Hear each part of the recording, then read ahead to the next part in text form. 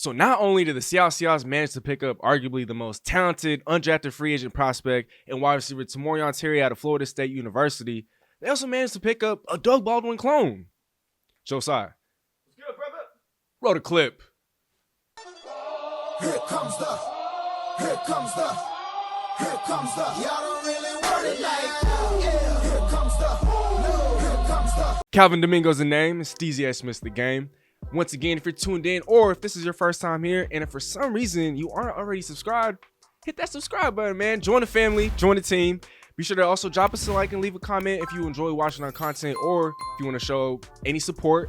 Last but not least, don't forget to follow us on all forms of social media, Twitter, TikTok, and Instagram at SteezyBandz to keep up to date with not only the latest in the sports world, but in our world.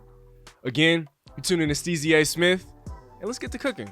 If it wasn't for the Missouri Valley Conference postponing their 2020 season because of COVID, well, chances are Cade Johnson of the South Dakota State Jackrabbits most likely wouldn't have gone undrafted and could look at it as a blessing in disguise, but chances are he also probably wouldn't be a Seahawks today. Just like his predecessor, Cade Johnson went undrafted in this past draft, mostly because he sat out a whole year. And while he did have a whole bunch of proven production beforehand, there were a lot of receivers that showed out, especially going into the draft. And like his predecessor before him, Doug Baldwin also managed to go undrafted in the 2011 NFL draft.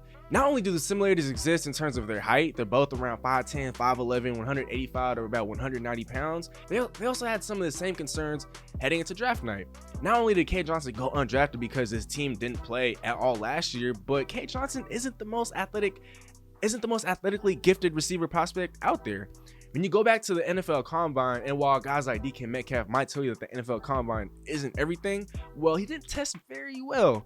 His 40-yard dash left a lot to be desired. I'm not sure what the official stat is. I saw a 4.6 4.4, and I also saw a 4.49 4.4. Either way, it means that he's not the most blazing fast receiver prospect out there, but it does show that he's pedestrian at best in terms of his speed.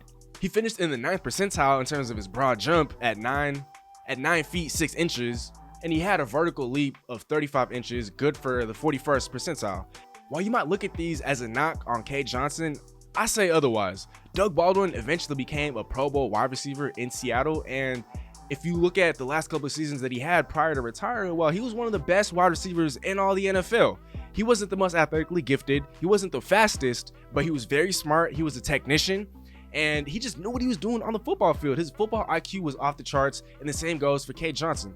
Out of the slot, he's a very, very exceptional player. He had a great showing at the Senior Bowl, and for whatever it's worth, he earned the highest grade amongst all wide receivers in one-on-one drills at the Senior Bowl. And when you look at some of the positives in his game, well, he's a great route runner. He creates separation with ease, especially against man coverage. He's a yak machine. Put the ball in his hands and he's able to work magic. He's also valuable in special teams. He could return kicks, and while he never really returned punts, he could also return punts for the Seahawks. As they want to take pressure off of guys like Tyler Lockett, they might even want to take pressure off a guy like Dwayne Eskridge, who will be a pretty critical part of the Seahawks offense moving forward. And so you put in a guy like Cade Johnson, who's very versatile. He can contribute not only on offense, but also on special teams as both a kick returner and a punt returner. Well, he's very elusive, and so that's why he'd be a great fit to be the next Seahawks punt returner. Similar to Tyler Lockett, not only is he a Doug Baldwin clone, potentially, he could also be a poor man's version of Tyler Lockett. Here's what former Seahawks quarterback and NFL Fox Sports analyst Brock Heward had to say about Cade Johnson. Cade Johnson, the kid out of South Dakota State, is a little baller. I watched him against Minnesota a couple years ago in the opener, and they couldn't cover him.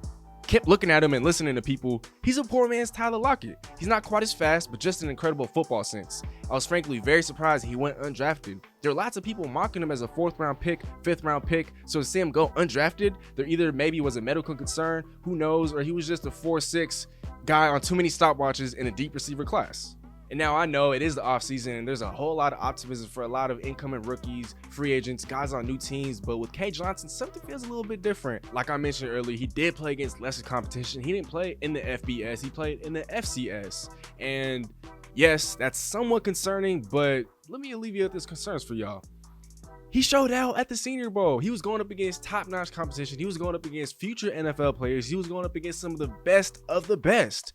And not only that, he's a very elusive route runner. He's very quick. He's very shifty with the ball in his hands. And that's going to help tremendously with Russ Wilson in Seattle. With Shane Waldron coming in as the new offensive coordinator, he's going to run a lot of 3 wide receiver sets on top of 12 personnel. But with 3 wide receiver sets, well, that makes Cade Johnson's presence all the more important. Yes, Seattle did draft Dwayne Eskridge in the 2nd round. Yes, they also picked up Tamorrion Terry, but seeing as how Cade Johnson is the most technically refined out of all those guys, similar to Tyler Lockett and Doug Baldwin, I could see him having the best chance of making the roster. Talent-wise, Tamorrion Terry trumps or has talent over Cade Johnson, but when it comes to filling a need, when it comes to a guy that knows how to play football, when it comes to a guy that has a whole lot of football IQ, well, I could see him not just getting playing time, but performing and producing for the Seahawks this upcoming season. Shane Waldron places a lot of emphasis on the slot receiver position, and that's exactly what Cade Johnson is. He's not going to provide too much as a deep threat. He's not the fastest, but Doug Baldwin and Tyler Lockett also aren't the fastest, and yet Seattle was able to turn them into stars. All that aside, let me know what you guys think down in the comment section below.